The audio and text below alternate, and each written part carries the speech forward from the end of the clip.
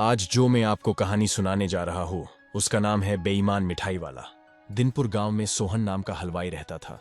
वह खूब बढ़िया और स्वादिष्ट मिठाइयां बनाने के लिए जाना जाता था। इसी वजह से उसकी दुकान पूरे गांव में मशहूर थी। पूरा गांव उसी की दुकान से मिठाई खरीदता था। वह और उसकी पत्नी मिलकर शुद्ध देसी घी में मिठाई बनाते थे। इससे मिठाइयां काफी अच्छी और स्वादिष्ट बनती थीं। हर रोज शाम होते होते उसकी सारी मिठाइयां बिक जाती थीं और वह अच्छा मुनाफा भी कमा लेता था। मिठाइयों से जैसे ही आमदनी बढ़ने लगी, सोहन के मन में और पैसा कमाने का लालच आने लग गया। अपने इसी लालच के चलते उसे एक तरकीब सूझी। वह शहर गया और वहां से एक दो चुंबक लेकर आ गया।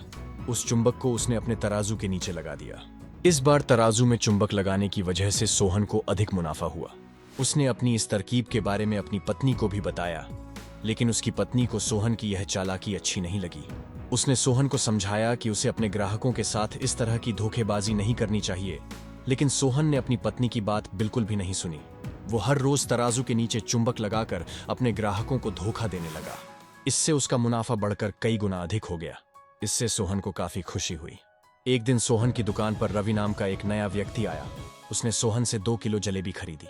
सोहन ने इसे भी चुंबक लगे तराजू से तोलकर जलेबी दे दी। रवि ने जैसे ही जलेबी उठाई, उसे लगा कि जलेबी का वजन 2 किलो से कम है। उसने अपना शक दूर करने के लिए सोहन से दोबारा से जलेबी को तोलने के लिए कहा। रवि की बात सुनकर सोहन चिढ़ गया।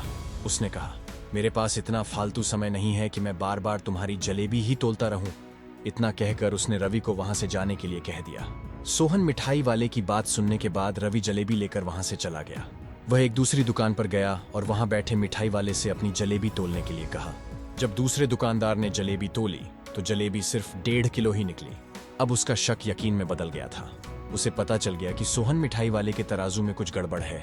अब उसने तराजू की गड़बड़ को सबके सामने लाने के लिए खुद एक तराजू खरीद लिया और उसे ले जाकर सोहन मिठाई वाले के दुकान के पास ही रख दिया। फिर रवि अपने सभी गांव के लोगों को वहां पर इकट्ठा करने में लग गया। जैसे ही लोगों की थोड़ी भीड़ बढ़ने लगी तो उसने गांव के लोगों को कहा कि आज मैं आप सभी लोगों को एक जादू दिखाऊंगा। ये जादू देखने के लिए बस आप लोगों को सोहन मिठाई वाले से खरीदा गया सामान एक बार इस तराजू में तोलना होगा। तब आप लोग देखेंगे कि कैसे सोहन मिठाई वाले के तराजू में तोली गई मिठाइयां इस दूसरे तराजू में अपने आप ही कम हो जाती हैं। कुछ देर बाद 1-2 लोग मिठाई लेकर रवि के पास पहुंचे तो उसने ऐसा करके भी दिखाया। इसके बाद सोहन की दुकान से जिसने भी मिठाई खरीदी थी, सभी ने रवि के तराजू में तोलकर देखा तो सबकी मिठाइयां 250 ग्राम से लेकर आधा किलो तक कम निकली। यह सब देखकर लोगों को काफी हैरानी हुई। अपनी दुकान के पास ही यह सब होता देख सोहन मिठाई वाला रवि से झगड़ा करने लगा। उसने लोगों को बताया कि रवि यह सब नाटक कर रहा है। अपनी बात को सही साबित करने के लिए रवि सीधे सोहन मिठाई वाले का तराजू लेकर आया और तराजू में लगा चुंबक निकालकर सबको दिखाने लगा। यह देखकर गांव वालों को बहुत गुस्सा आया। सबने मिलकर उस लालची मिठाई वाले को खूब मारा। अब उस लालची मिठाई वाले को अपने लालच और उसके कारण की गई गलत हरकतों पर पछतावा हो रहा था। उसने अपने गांव के सभी लोगों से माफी मांगी और वादा भी किया कि भविष्य में वे ऐसी कोई भी जालसाजी नहीं करेगा।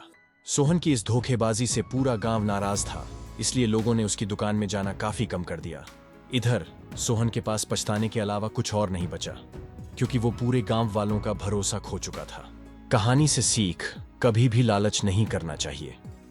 हमेशा ईमानदारी के साथ अपना काम करने से ही इंसान का नाम होता है। लालच के चलते भले ही कुछ समय के लिए अच्छा फायदा हो, लेकिन इससे इज्जत और आत्मसम्मान दोनों कम हो जाते हैं।